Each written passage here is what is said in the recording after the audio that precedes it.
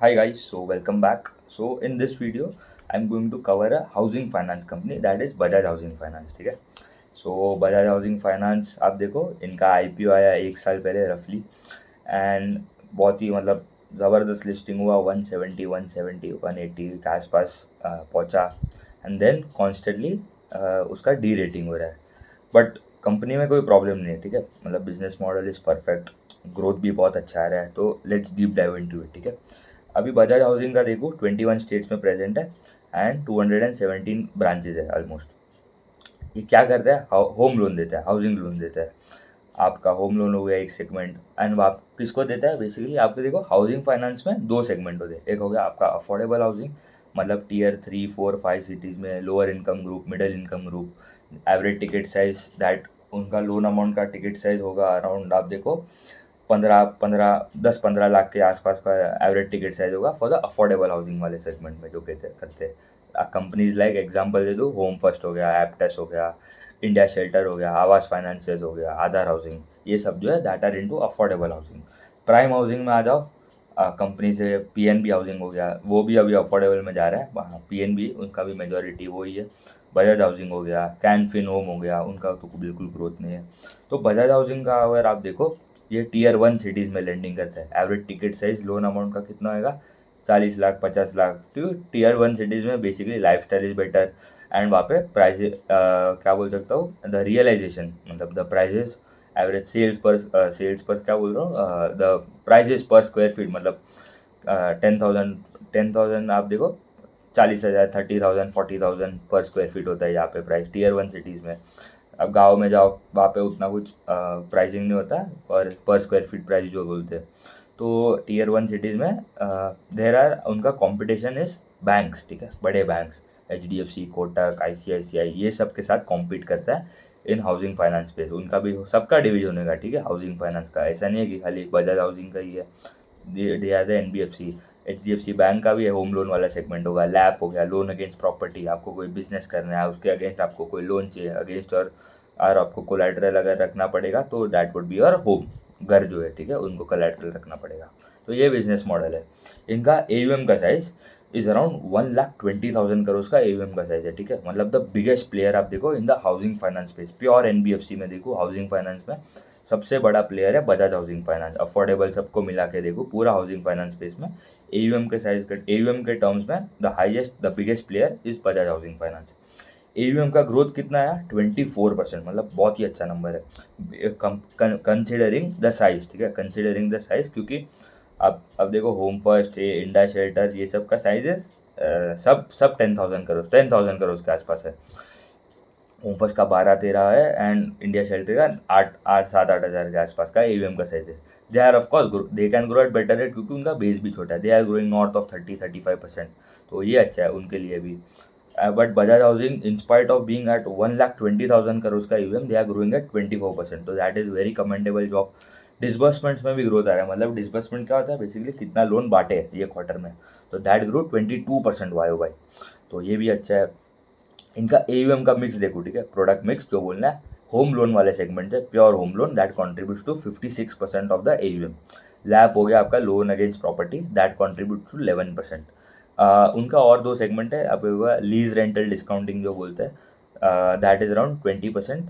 And एक हो गया आपका डेवलपर फाइनेंस, मतलब ये इंफ्रास्ट्रक्चर लोन हो गए कंस्ट्रक्शन के लिए. एवरेज टिकट साइज कितना होगा? 100 करोड़, 150 करोड़, 200 करोड़, उतना भी हो सकता है. ठीक है, मतलब क्योंकि बड़ा बड़ा स्केल होगा, कंस्ट्रक्शन वाले कंपनी है तो ऑफकोर्स मतलब एक एक करोड़ का थोड़ी लोन लेगा वो. तो 12-12% वहाँ से भी आता है. एंड अदर सेगमेंट है दैट इज 1.4%. तो होम लोन में उनका जो कैटेगरी है दैट ग्रो 21%. वो पहले ग्रो कर रहा था 30% के आसपास का. स्पेसिफिकली देखो होम लोन वाला सेगमेंट, तो वहाँ पे थोड़ा स्लो डाउन आ रहा है. लैब वाला सेगमेंट 30% ग्रोथ का है, नो डाउट, मतलब बहुत अच्छा कर रहा है वो सेगमेंट. एंड वो बेस भी छोटा है क्योंकि 11% ही कॉन्ट्रीब्यूशन है. लीज रेंटेड डिस्काउंटिंग वाले में भी 29% के आसपास का ग्रोथ है. End developer finance also grow 32%. तो ये हो गया उनका AUM का मिक्स. अभी आ जाता है उनके मार्जिन्स के सेगमेंट पे. ठीक है, उनका यील्ड मतलब जो रेट पे वो लेंड करता है कस्टमर्स को, दैट इज अराउंड 9.5% वर्सेज 9.7%. तो आई हैव ऑल्सो, अब देखो मैंने एक प्री रिकॉर्डेड कोर्स बनाया द लेंडिंग प्लेबुक करके जो नाम है. The link is in the description. आपको अगर पूरा लेंडिंग स्पेस समझना है, from housing finance companies to banks, जो बड़े बैंक्स, स्मॉल फाइनेंस बैंक्स हो गए आपके, उज्जीवन, इक्विटास, ये सब को समझना है। फिर आपको माइक्रो फाइनेंस NBFCs खेलना है, ठीक है, मतलब ये जो जॉइंट लेंडिंग ग्रुप गाँव में जो लोन्स देते हैं, पूरा अनसिक्योर्ड वाला सेगमेंट वो समझना है। मतलब ऑल दी सेगमेंट मैंने कवर किया है, पूरा लेंडिंग प्लेबुक, मतलब जो भी लेंडिंग स्पेस में जो भी कंपनी कर सकता है, I have covered almost all that companies. And basically I have started off with introduction आपका बिजनेस मॉडल का होता है, बैंक पैसा कैसे कमाता है। फिर थोड़े कॉम्प्लिकेटेड टर्म्स आपने देखो, DPD बकेट्स हो गया, SMA, पार, ये सब जो एसेट क्वालिटी में यूज़ होता है, GNP, NNPA, provisions, credit cost, बहुत ही सारे जार्गन्स है। I have simplified all that terms in the course. तो ड्यू पॉइंट एनालिसिस भी किया है, तो and also finally P2P analysis भी किया पूरे सेक्टर में। एंड ये जो माइक्रो फाइनेंस स्पेस में जो अभी टर्न अराउंड चल रहा है, ठीक है, सबका कंपनीज का अभी नंबर्स आर इम्प्रूविंग ग्रेजुअली, तो वो भी कैसा खेलना है, I have also talked about that, ठीक है। तो the link is in the description, बहुत मजा आएगा। 6-7 घंटे के आसपास का एक कोर्स है, आपको मतलब पूरा स्किल सेट बिल्डअप हो जाएगा, लाइफ स्टाइल पूरा life time skill set buildup हो जाएगा in terms of analysing any banks, any NBFCs, ठीक है।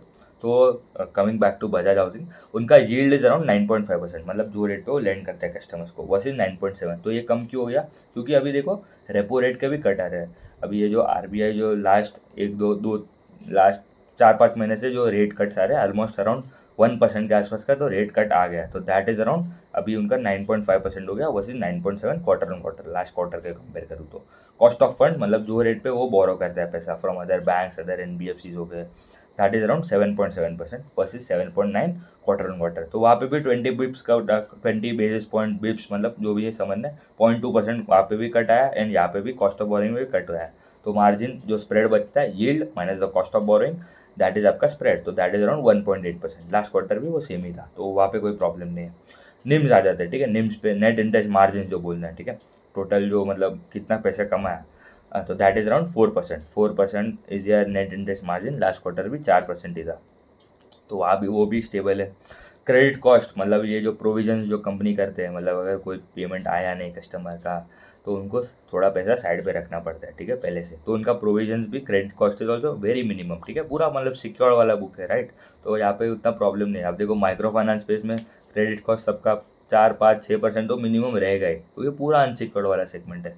तो यहाँ पे credit cost is around 0.16, last quarter 0.12% था, तो वो भी मतलब मिनिमम भी है, थोड़ा इंक्रीज तो चल रहा है 4 बेसिस पॉइंट, बट मेजरली कोई प्रॉब्लम नहीं है। एसेट क्वालिटी देखो, सबसे अच्छा एसेट क्वालिटी अगर देखो पूरे हाउसिंग फाइनेंस स्पेस में तो है, तो that is of Bajaj housing, ठीक है। 0.3% का उनका GNPA, लास्ट क्वार्टर 0.29 था, and NNPA stand at 0.13% versus 0.11, तो मतलब pristine asset quality, no problem in that. अभी उनके ROE के नंबर्स भी देख लेते हैं, रिटर्न रेशियोज। तो ROA was around 2.3, last quarter था 2.4। ROE was around 11.6, last quarter 12.1 था, तो थोड़ा कंप्रेसर है, बट उतना कोई प्रॉब्लम नहीं है। एंड अभी आ जाता है मेन, जो जो अभी जो प्रॉब्लम हो रहा है, उनको क्या प्रॉब्लम हो रहा है, उसका ग्रोथ स्लो डाउन हो रहा है, ठीक है, इन FY26। मीडियम टर्म में the guidance is intact, but FY26 के लिए उनका ग्रोथ उन्होंने बोला है कम आएगा। क्यों, उनका दो मेन प्रॉब्लम हो गया है, ठीक है। तो इनका अभी करंटली उनका गाइडेंस क्या था, अभी तक FY25 में दे हैड गाइडेड कि भाई उनका AUM में ग्रोथ आएगा 24 to 26%, वो डिलीवर भी हुआ, दे हैव ग्रोन 24% भी।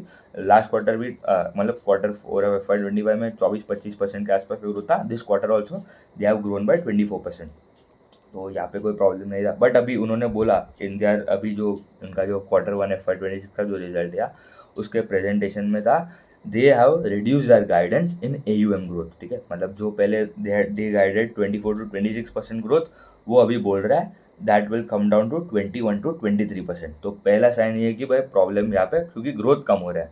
एंड इनका वैल्यूएशन भी आप देखो, वो मतलब जब IPO आया था, they listed at around 7 time price to book, ठीक है, मतलब दैट इज ह्यूमंगस। आप देखो मतलब very very expensive for a housing finance company, जो कितना ग्रोथ कर रहा है 25%, तो उसके मतलब देर आर अच्छा ग्रोथ है, उस ग्रोथ में कोई प्रॉब्लम नहीं है, but there are better peers available, there are better companies जो है जो उससे बेटर रेट पे ग्रो कर पा रहे हैं, विथ बेटर रेट पे ग्रोथ कर पा रहे हैं, एंड विथ चीपर वैल्यूएशन। तो 7 टाइम प्राइस टू बुक से इट हैज़ फॉलन, अभी जो मतलब 180 जब था प्राइस, 170 180 तब 7 टाइम्स था, नाउ अभी स्टिल वो 120 के आसपास जो अभी ट्रेड हो रहा है, कोई टेक्निकल एनालिसिस नहीं हूँ मैं नहीं करता, बट जो अभी करंटली जो चल रहा है that is around 5 time price to book, ठीक है। मतलब that is also still expensive compare to, आप देखो ये सब जो होम फर्स्ट, इंडिया शेल्टर जो है that are growing at 30% plus, ठीक है, 35% के आसपास का ग्रोथ आ रहा है, एंड उनका वैल्यूएशन कितना है 3.5 4 टाइम्स,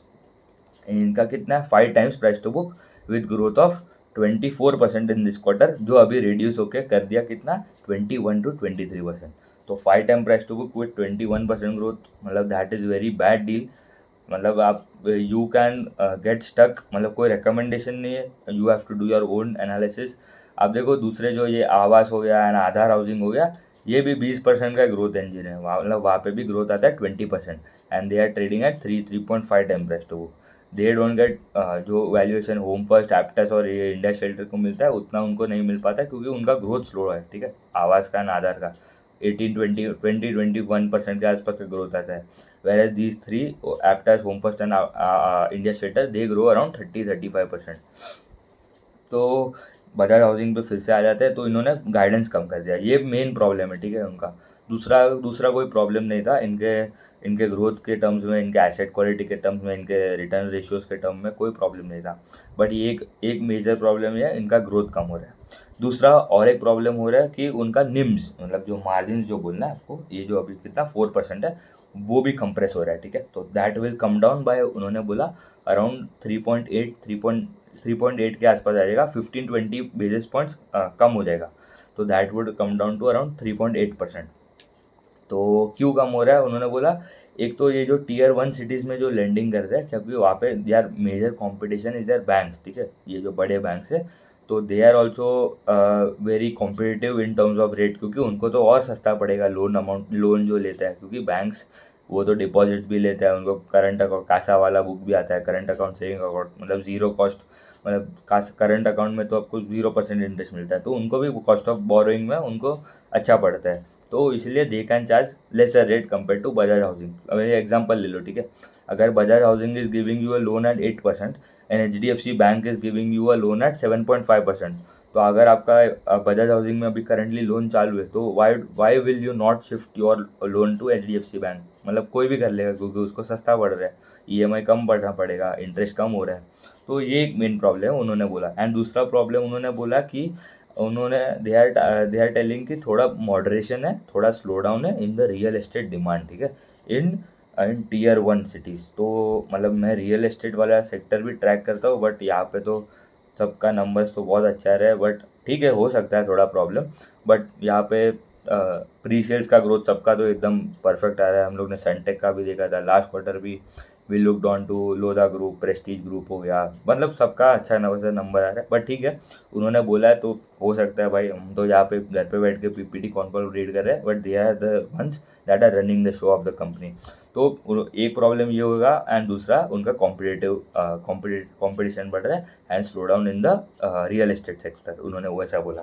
तो ये दो दो दो जो रीजंस थे, इसीलिए उन्होंने बोला that is coming, that is resulting उनका निम्स कंप्रेस होगा। तो निम्स कंप्रेस हो गया तो मार्जिन कम हो गया बेसिकली, तो आपका बॉटम लाइन का जो ग्रोथ रहेगा, पैट का growth, that would not be greater than the top line का ग्रोथ। तो आपको ऑपरेटिंग लेवरेज नहीं मिलेगा, तो आपको ROE का नंबर भी, जो उन्होंने जो उनका मीडियम टर्म गाइडेंस है कि to have ROE of around 13-15%, वो अभी कम करके in this year they are targeting 11-12%। तो ROE का नंबर कम हो रहा है, AUM का ग्रोथ स्लो डाउन हो रहा है, एंड मार्जिन कम हो रहा है। बस आपको कुछ नहीं समझ आता तो ये 3 मैट्रिक से ही you can analyse any company, you have to track कि भाई कहाँ जा रहा है, ठीक है। मतलब अगर बजाज हाउसिंग, अगर अगर आप देखो पहले, if they use to grow at 15%, and अगर अभी बोल रहा है कि वो 20% करेगा, तो that would be good sign, ठीक है, बट वो कर कितना रहा था 24 से 26, उन्होंने बोला कितना 21-23, तो that is a bed set, क्योंकि डायरेक्शन देखना है, ठीक है, ट्रेजेक्टरी इज ऑलवेज इंपॉर्टेंट